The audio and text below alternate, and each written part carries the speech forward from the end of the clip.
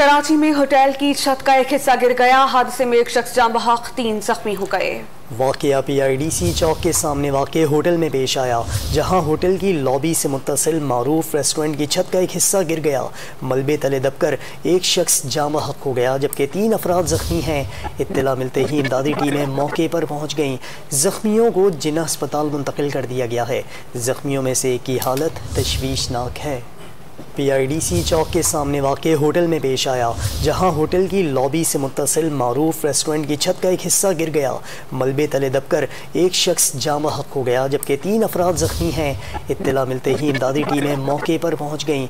जख्मियों को जिन्ना अस्पताल मुंतकिल कर दिया गया है। जख्मियों में से एक की हालत तशवीशनाक है।